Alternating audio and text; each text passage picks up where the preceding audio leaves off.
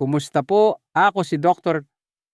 Armando Santos, isang espesyalista sa kalusugan ng mga kalalakihan na may mahigit 60 taon ng karanasan sa pagtulong sa mga nakatatandang Ginoo na manatiling malakas, may kumpiyansa at malusog ang pangangatawang sexual.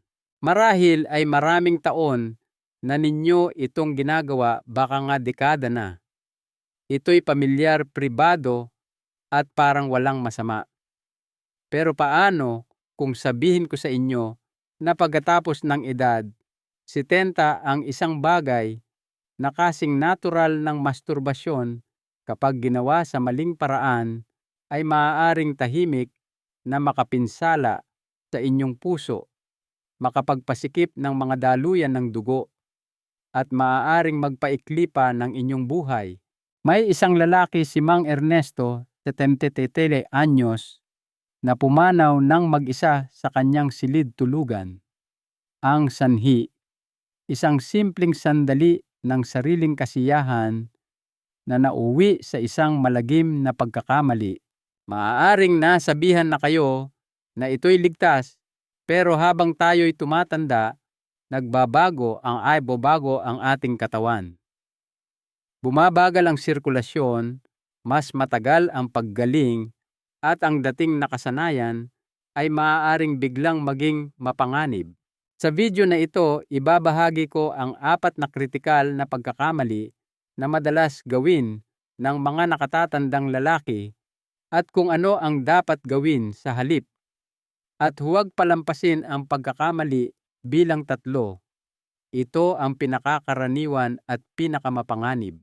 Bago tayo dumako sa 4 na kritikal na pagkakamali, siguraduhing nakasubscribe na kayo at na-activate ang notification bell para hindi ninyo mapalampas ang iba pang aralin sa kalusugan na sadyang idinisenyo para sa mga kalalakihang nasa edad 70 pataas. At kung ang paksang ito ay mahalaga sa inyo, i-type ang 1 sa comments sa ibaba. Kung hindi naman, i-type ang 0. Ang inyong feedback ay nakakatulong sa akin na lumikha ng nilalaman na tunay na makapagsisilbi sa inyo. Hindi ko na kayo paghihintayin pa. Simulan na natin ang una sa 4 na tahimik na pagkakamali na madalas gawin ng mga lalaking lampas 70 anyos habang nagsasagawa ng masturbasyon. Bawat isa ay maaaring mukhang maliit kahit na hindi nakakapinsala, ngunit sa paglipas ng panahon, maaari itong unti-unting makaapekto sa inyong sirkulasyon, kumpiyansa at kalidad ng buhay. Magsimula tayo sa pagkakamali bilang 1. Pagkakamali bilang 1. Pagsasagawa ng masturbasyon. Kapag mahina ang katawan o pagod, sa unang tingin, tila walang panganib. Katatapos lang ng mahabang araw, marahil hindi kayo nakatulog ng maayos, o baka katatapos lang maglinis sa bakuran o maglakad-lakad. Pagod kayo, medyo masakit ang katawan, pero iniisip ninyo na ang kaunting release ay makakatulong para makapag-relax bago matulog. Parang natural lang na gawin. Pero narito ang katotohanan na hindi madalas sabihin sa inyo ang masturbasyon kahit sa mga pribadong sandali ay nagdudulot pa rin ng pisikal na stress sa inyong katawan. At kapag kayo ay lampas 70 na, ang epekto ng stress na iyon ay higit na malaki kaysa dati. Habang tayo ay tumatanda, ang ating sistemang cardiovascular, puso at mga ugat ay mas puspusan ang pagtatrabaho para mapanatili ang normal na paggana.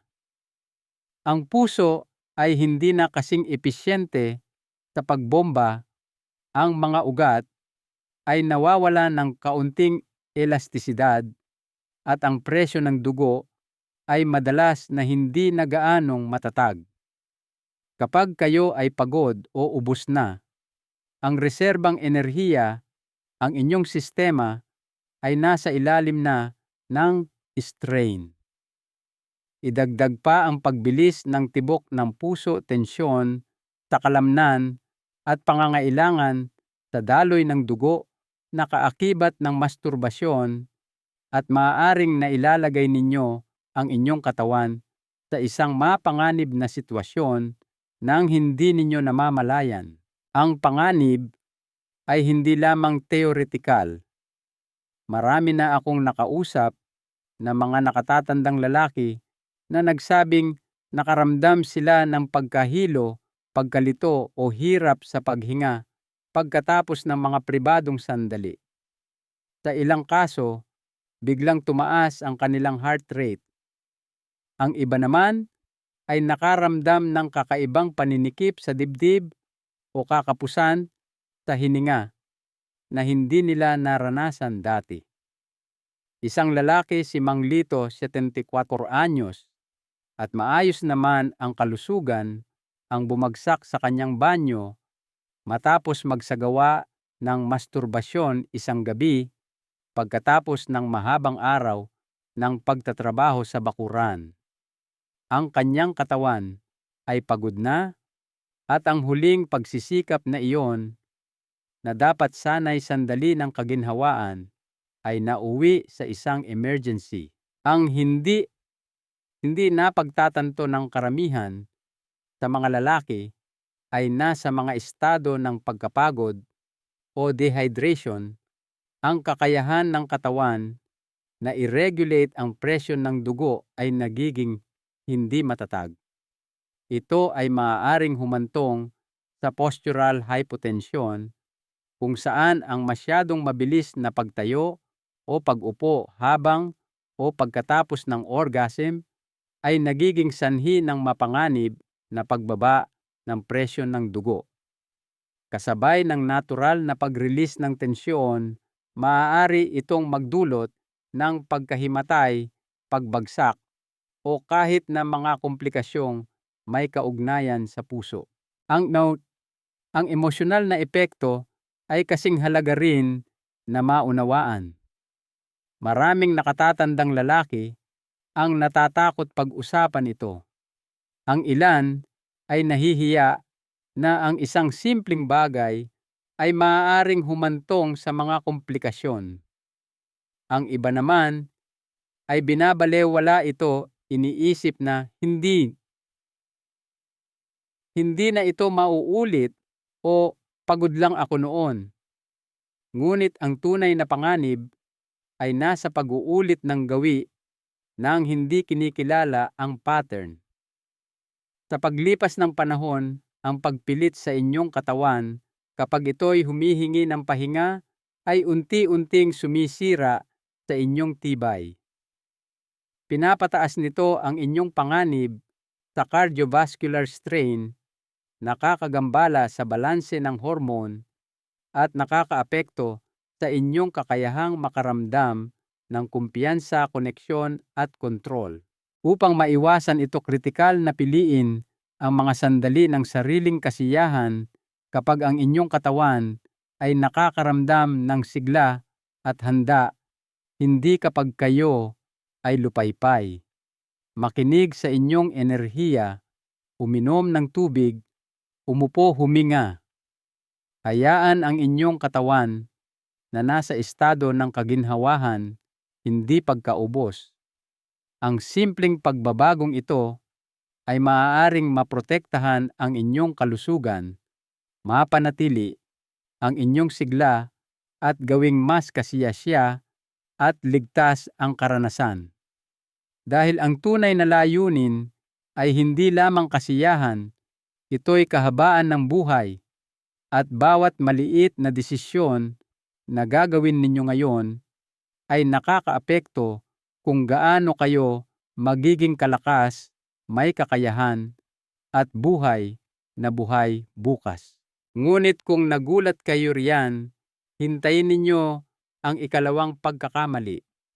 Dahil ito'y walang kinalaman sa inyong katawan, kundi sa kung paano tinutugunan ng inyong isipan ang gawain. pagkakamali, bilang 2 pagmamadali sa gawain ng walang presensyang mental o emosyonal para sa maraming kalalakihang lampas. 7 punto, ang masturbasyon ay nagiging mas isang rutina kaysa isang sandali ng koneksyon. Ginagawa ito ng mabilis, madalas sa katahimikan itinago na parang isang bagay na dapat ikahiya. Ang mga taon ng panghuhusga ng lipunan, relihiyosong pagkakasala o ang paniniwala na ang mga matatandang lalaki ay hindi na dapat magtuon sa sariling kasiyahan ay maaaring magtayo ng isang tahimik na pader ng pagkailang. Kaya sa halip na yakapin ang gawain ng may kamalayan, marami ang nagmamadali tinatrato ito na parang isang ugali na kailangang tapusin sa halip na isang karanasang nararapat bigyan ng pansin. Ang minadaling paraang ito ay lumilikha ng higit na pinsala kaysa sa napagtatanto ng karamihan. Kapag minamadali ninyo ang gawain, ang inyong nervous system o sistema ng nerbiyos ay hindi nagkakaroon ng pagkakataong lubusang makapag-relax. Sa halip, nananatili ito sa estado ng bahagyang stress na nag-a-activate sa fight or flight response ng inyong katawan. Ang inyong paghinga ay nagiging mababaw, ang inyong mga kalamnan ay tumitigas, ang inyong isipan ay nagiging abala. Lahat ng ito ay nagpapaliit sa inyong mga daluyan ng dugo, nililimitahan ang sirkulasyon, at naglalagay ng hindi kinakailangang strain sa inyong puso at prostate. Itinuturing ng katawan ang tensyong ito bilang panganib, hindi kasiyahan. Mas masahol pa, ang emosyonal na diskoneksyon ay maaaring lumaki sa paglipas ng panahon. Ang dating pinagmumulan ng aliw at sariling kasiyahan ay nagiging isang mekanikal na gawain na walang pakiramdam ng katuparan. Nagsisimulang mag-ulat ang mga kalalakihan na sila'y nakakaramdam ng pamamanhid emosyonal na pagkakalayo o kahit na pagkairita pagkatapos. At dahil minadali ang gawain, nababawasan ang kalidad ng daloy ng dugo sa ari na sa paglipas ng panahon ay maaaring humantong sa hirap sa pagpapanatili ng ereksyon, nabawasang sensitibidad, at mas matagal na oras ng paggaling. Hindi ito dahil lamang sa edad. Ito'y dahil ang gawain ay kulang sa pangangalaga at intensyon. Ang ilang kalalakihan ay sinusubukang ayusin ito sa pamamagitan ng mas malakas na pagpilit o pagdaragdag ng estimulasyon. Iniisip na kailangan lang nila ng mas matinding intensidad. Ngunit nagdaragdag lamang ito ng higit na stress sa katawan. Ang tunay nilang kailangan ay ang bagalan, huminga ng malalim at maging lubos na naroroon sa sandaling iyon. Kapag pinahihintulutan ninyo ang inyong sarili na makaranas ng kasiyahan nang may kamalayan, ang inyong nervous system ay nagre-relax, ang mga daluyan ng dugo ay bumubukas, bumubuti ang sirkulasyon, ang inyong katawan ay tumutugon ng may higit na kaginhawahan, at ang inyong isipan ay nakakaramdam ng kapanatagan sa halip na pagmamadali. Nakita ko mismo ang pagkakaibang nagagawa nito. Ang mga nakatatandang lalaki na gumagamit ng mas mabagal, mas may kamalayang paraan ay madalas na nag-uulat ng pinabuting kalidad ng ereksyon, mas mahusay na pagtulog, nabawasang pagkabalisa, at isang panibagong pakiramdam ng emosyonal na koneksyon sa kanilang sarili. Hindi ito tungkol sa pagiging perpekto. Ito'y tungkol sa pagiging naroroon. Ang inyong katawan ay may kakayahan pa rin para sa kasiyahan, ngunit kailangan nito ang inyong atensyon, hindi ang inyong pressure. Kaya kung napapansin ninyong nagmamadali kayo tanungin kung bakit. Sinusubukan nyo bang matapos bago pa may makapansin? Nahihiya ba kayo? Tinatrato nyo ba ang inyong sarili na parang hindi nakarapat-dapat sa buong karanasan ng sariling kasiyahan dahil lamang sa kayo'y tumanda na karapat-dapat kayo sa higit pa riyan? Ang inyong katawan at isipan ay karapat-dapat pa rin sa atensyon, pangangalaga at respeto. Hayaan ninyong tanungin ko kayo, kailan ang huling beses na nagdahan-dahan kayo at tunay na pinahintulutan ang inyong sarili na makaramdam, hindi lamang pisikal kundi emosyonal? Kung matagal na, marahil panahon na upang muling tuklasin ang espasyong iyon sa loob ng inyong sarili. At kung pag-uusapan ang mga bagay na ating napapabayaan, ang susunod na pagkakamali ay maaaring ikagulat ninyo. Hindi ito tungkol sa bilis o kahihiyan. Ito'y tungkol sa kung saan ninyo ito ginagawa at kung bakit iyon ay maaaring maglagay sa inyong kaligtasan sa seryosong panganib. Pagkakamali bilang 3. Pagsasagawa ng masturbasyon sa mapanganib na posisyon, karamihan sa mga lalaki ay hindi ito pinag-iisipan. Pagkatapos ng lahat, malamang na ginagawa ninyo ito sa parehong paraan sa loob ng mga dekada, nakatayo sa shower, nakasandal sa lababo, o nakaupo sa gilid ng kama. Ngunit narito ang katotohanan na hindi napapansin ng karamihan sa mga nakatatandang lalaki. Ang posisyong pinipili ninyo habang nagsasagawa ng masturbasyon ay maaaring tahimik na maglagay sa inyo sa seryosong panganib. Sa yugtong ito ng buhay, ang balanse presyon ng dugo at bilis ng reaksyon ay hindi na katulad ng dati. Ang inyong mga kalamnan ay mas mahina, ang inyong sirkulasyon ay mas mabagal, at ang inyong kakayahang makabawi mula sa isang biglaang paggalaw o pagbaba ng presyon ay higit na limitado. Kapag kayo ay nagsasagawa ng masturbasyon habang nakatayo, lalo na sa mga madulas na lugar tulad ng banyo, ang inyong katawan ay nasa isang vulnerableng estado. Nagbabago ang daloy ng dugo, maaaring mag-lock ang inyong mga tuhod, bumibilis ang tibok ng inyong puso, at kung biglang bumaba ang inyong presyon ng dugo, tulad ng madalas mangyari pagkatapos ng orgasm, kayo ay nasa tunay na panganib na mahimatay o matumba. Nakita ko na itong nangyari ng napakaraming beses. Iniisip ng isang lalaki na ayos lang siya tatapusin ang gawain, aambang aalis at biglang babagsak. Minsan walang anumang babala. Isang kaso na hindi ko malilimutan ay ang isang 76 anyos na Ginoo, si Mang Kiko, na nahimatay sa shower at nabalian ng balakang. Wala siyang dating kasaysayan ng problema sa puso. Walang mga senyales ng babala. Ngunit ang kombinasyon ng singaw, steam, pagtayo, at post-orgasmic hypotension, pagbaba ng presyon pagkatapos ng orgasm, ay lumikha ng perpektong sitwasyon para sa aksidente. Mag-isa siya at halos 1 oras siyang nakahandusay doon bago dumating ang tulong.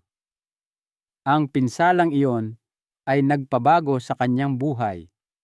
Ang kanyang kakayahang kumilos ay hindi na lubusang naibalik, at lahat ng iyon ay nagsimula sa isang simpleng gawain sa maling posisyon. Hindi lamang ito, tungkol sa mga bihirang aksidente. Kahit walang mga dramatikong pagbagsak, ang paulit-ulit na pagsasagawa ng masturbasyon sa mga hindi komportable o hindi suportadong posisyon ay maaaring maglagay ng patuloy na strain sa inyong ibabang likod, pelvic floor at mga kalamnan sa binti. Sa paglipas ng panahon, nag-aambag ito sa discomfort paninigas at kahit na nerve compression na ginagawang mas masakit o hindi, gaanong epektibo ang mga susunod na pagkakataon ng sariling kasiyahan. At gayunpaman, karamihan sa mga lalaki ay nagpapatuloy dahil sa nakasanayan, hindi na pagtatanto kung paano ang kanilang pisikal na postura sa mga sandaling ito ay unti-unting kumakalaban sa kanila. Ang inyong katawan sa edad na ito ay nangangailangan ng katatagan, kaligtasan at suporta. Ang pag-upo sa isang komportable, nakaka-relax na posisyon ay hindi lamang isang luho. Ito'y isang pangangailangan. Ang pagkakaroon ng inyong mga paa na nakasayad, ang inyong likod na suportado, at ang inyong kapaligiran na ligtas ay nakakabawas ng strain, nagpapaganda ng daloy ng dugo, at nagpoprotekta sa inyo mula sa biglaang pinsala. Ang isang pag-aayos na ito ay maaaring mga hulugan ng pagkakaiba sa pagitan ng isang mapayapang sandali at isang pagtakbo sa emergency room. At huwag nating kalimutan ang emosyonal na aspeto. Ang isang ligtas, intensyonal na kapaligiran ay lumilikha ng pakiramdam ng kapayapaan at kaginhawahan. Hindi na kayo nagmamadali o nagtatago. Inaalagaan ninyo ang inyong sarili sa paraang nagpapakita ng dignidad, hindi panganib. At ang pagbabagong iyon sa kaisipan tungo sa may kamalayang paggalang sa sarili ay maaaring magbago ng lahat tungkol sa kung paano ninyo nararamdaman, kapwa pisikal at emosyonal. Kaya hayaan ninyong tanungin ko kayo, kailan ang huling beses na tunay ninyong isinaalang-alang ang inyong kaligtasan sa mga pribadong sandaling ito? Binibigyan ba ninyo ang inyong katawan ng suportang kailangan nito o ginagawa lang ninyo kung ano ang lagi ninyong ginagawa at umaasang walang masamang mangyayari? Dahil ang susunod na pagkakamali ay hindi pisikal. Ito'y mas malalim. Ito'y tungkol sa pagbabalewala sa mga tahimik na senyales na sinusubukang ipadala sa inyo ng inyong katawan sa loob ng maraming buwan, marahil kahit na mga taon. At ang pagpapalampas sa mga ito ay maaaring magdulot sa inyo ng higit pa sa inaakala ninyo. Pagkakamali. Bilang 4. Pagbabalewala sa mga pagbabago sa pakiramdam o paggana ng katawan. Habang tumatanda ang mga lalaki, ang mga banayad na pagbabago sa kung paano tumutugon ang kanilang katawan ay madalas na hindi napapansin o mas masahol pa, binabalewala. Maaari ninyong mapansin ang bahagyang pagkaantala sa pagka-arouse, isang mas mahinang ereksyon kaysa karaniwan, o na ang pag-abot sa orgasm ay mas matagal kaysa dati. Marahil ang sensasyon ay hindi na kasing tindi o nakakaramdam kayo ng mas kaunting kasiyahan pagkatapos. Para sa maraming nakatatandang lalaki, ang mga pagbabagong ito ay parang isa lamang bahagi ng pagtanda. Isang bagay na tahimik, natatanggapin, at magpapatuloy na lang. Ngunit ang kaisipang iyon, ang pagbabaliwala o pagmamaliit sa mga pagbabago sa sexual na paggana, ay isa sa pinakamalaking pagkakamali na maaari ninyong gawin. Ang mga senyales na ito ay hindi basta-basta. Hindi lamang ito normal na pagtanda na kailangan ninyong tiisin. Mas madalas kaysa hindi, ang mga ito ay maagang babala mula sa inyong katawan. Mga indikasyon ng mga pinagbabatayang issue tulad ng mahinang sirkulasyon, hormonal imbalance, pinsala sa nerbiyos, o kahit na maagang yugto ng problema sa prostate. At habang mas matagal ninyo itong binabaliwala, mas malaki ang panganib na lumala ang mga isyung iyon. Sa paglipas ng panahon, minsan ay tahimik at hindi na maibabalik. Nakipagtrabaho ako sa daan-daang nakatatandang lalaki na lumapit sa akin lamang kapag masyado nang malala ang mga bagay. Ang nagsimula bilang isang maliit na pagbaba sa sensasyon ay humantong sa ganap na erectile dysfunction, hirap sa pagtayo ng ari. Ang nagsimula bilang kaunting pag-aatubili sa pag-ihi ay nauwi sa gabi-gabing pagkagambala, pananakit sa pelvic area, o kahit na isang diagnosis ng benign prostatic hyperplasia BPH o paglaki ng prostate na hindi cancer, o sa mga bihirang kaso cancer sa prostate. At kapag tinanong ko sila kung kailan nagsimula ang mga sintomas, palagi nilang sinasabi, matagal na, pero akala ko bahagi lang ng pagtanda. Mapanganib ang palagay na iyon. Oo, nagdudulot ng pagbabago ang pagtanda, ngunit ang katawan ay laging nagsasalita bago ito masira. Bumubulong ito ng mas maliliit na senyales bago pa ito sumigaw ng malalaking kahihinatnan. Ang pagbaba sa sexual na sensitibidad, hirap sa pagpapanatili ng arousal, o mga pagbabago sa pattern ng ejaculation ay hindi lamang mga pisikal na abala. Ang mga ito ay mga mensahe. Ang inyong vascular system, nervous system, at endocrine system ay lahat kasangkot sa sexual na paggana. Kapag mayroong hindi tama, ito'y isang babala na maaaring may iba pang mali.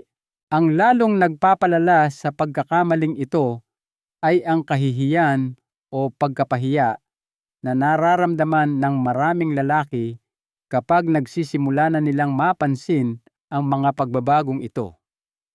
Sa halip na humingi ng tulong o magtanong, itinatago nila ito. Nagkukunwari silang hindi ito nangyayari. Umiiwas sila.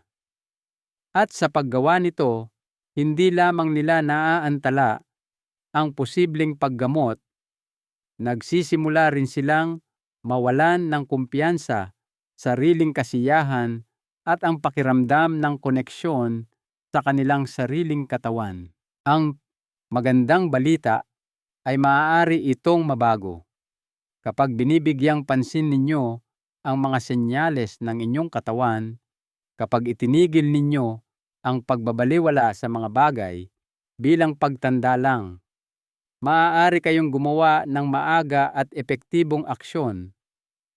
Maging ito man ay pagbisita sa doktor na dalubhasa sa kalusugan ng kalalakihan, ilang pangunahing pagsusuri sa dugo, o maliliit na pagbabago sa dieta, ehersisyo o rutina, mayroon kayong higit na kontrol kaysa sa inyong inaakala. Maraming kondisyon kapag nahuli ng maaga ay mapapamahalaan o kahit na maibabalik. Ngunit kung handa lamang kayong makinig, kung inyong katawan ay nagdala sa inyo sa loob ng marahil kahit 80 taon. Karapat-dapat ito sa inyong atensyon hindi lamang kapag may nasira, kundi kapag una itong nagsimulang bumulong. Huwag baliwalain kung ano ang sinusubukang sabihin sa inyo ng inyong katawan, dahil madalas ang mga tahimik na senyales na iyon ang inyong tanging babala. At ngayong alam na ninyo ang apat na pinakakaraniwang pagkakamali na ginagawa ng mga lalaki pagkatapos ng edad 70 panahon na upang tanungin ang mas malaking katanungan. Paano ninyo ito babaguhin? Paano ninyo poprotektahan ang inyong sirkulasyon, muling makakamit ang inyong kumpiyansa at masusulit ang mga darating na taon pagsama-samahin natin ang lahat? Konklusyon, ang halaga ng kamangmangan at ang kapangyarihan ng kamalayan. Pagkatapos ng edad 70, sa yugtong ito ng buhay bawat desisyon ay mas mahalaga kaysa dati.